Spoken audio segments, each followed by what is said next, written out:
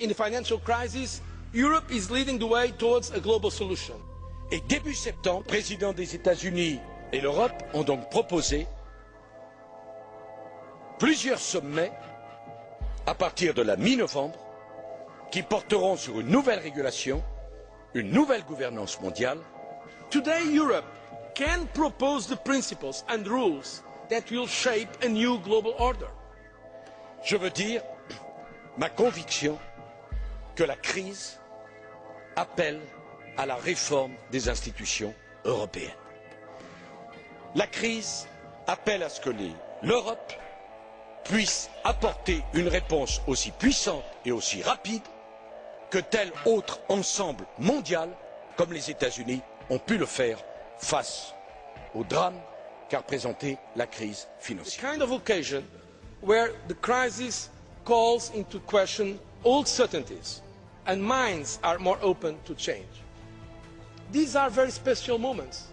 The goal should be to devise a system of global financial governance adapted to the challenges of the 21st century.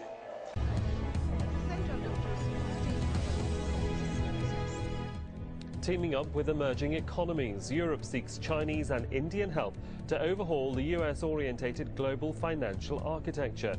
Is a new world order on the cards? And why is Europe looking east? And at what price? This is Inside Story. Europe shows its true colors in times of crisis. Et donc, nous aurons avec le président Barroso à construire une feuille de route pour le mois de décembre pour voir comment on apporte une réponse à la question irlandaise. We discovered that the more you look into the EU, the more it becomes clear that it's part of an even bigger global agenda. This agenda is to end national sovereignty and independence and merge more and more control of the world into the hands of a small number of elite who have great influence on large countries and organisations. History has proven how this level of power corrupts and shown how it's open to abuse, tyranny and repression of the population. We have before us the opportunity to forge for ourselves and for future generations a new world order, a world where the rule of law, not the law of the jungle, governs the conduct of nations. When we are successful, and we will be. Part of the bigger agenda for a global union by 2018, because there already exists the African Union, the Pacific Asian Union, the European Union, and the recently signed North American Union. It was signed in 2005 that links Canada, Mexico and America together as one union, where all the sovereignty of all the countries have gone. That's been signed away. The new currency in the North American Union is the Amero. If you Google it, you'll find out about it. It's identical to the euro, and it's really paves way for a global new world order. Has anybody on the bench anything to say about it? Anybody familiar with that? I'm not really familiar with that, except one report that all MEPs were sent making the case for a North American Union about a year ago. We were all sent this, and it was very like the European Union, only it was America. Propose new currency for the North American community, which is being developed right now between Canada, the U.S., and Mexico to make a borderless community much like the EU, and the dollar, Canadian dollar, U.S. dollar, and the Mexican peso replaced by the Amero. It means open borders, commerce at all cost, and by the way, without the approval of either American voters or the U.S. Congress. We have a real chance at this new world order, an order in which a credible United Nations can use its peacekeeping role to fulfill the promise and vision of the UN's founders.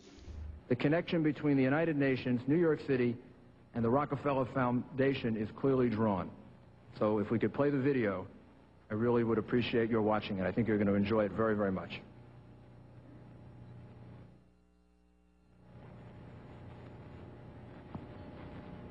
On the eve of the 50th anniversary of the United Nations, it is important to recognize more than just an event.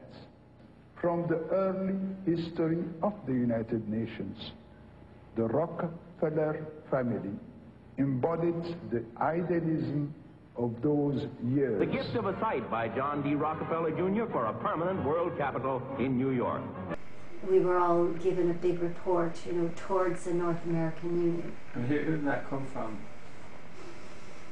Sorry, I don't know, and I carried it around in my bag forever because, you know, it was a big report, and, you know, I kind of was reading it on airplanes and things, and very much, you know, the same model. You're saying the push for North American doesn't exist, no reports exist. Well, we certainly got a report, yeah, no, we did get a report advocating North American Union.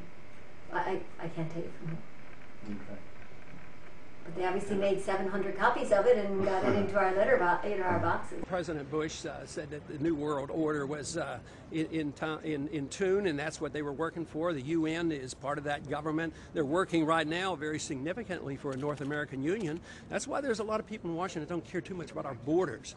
They have a philosophic belief that national sovereignty is not important. It's also the reason I have made very strong suggestion that we need not be in the United Nations for our national security. And the Rockefeller family's commitments to the United Nations did not end with this exceptional gift.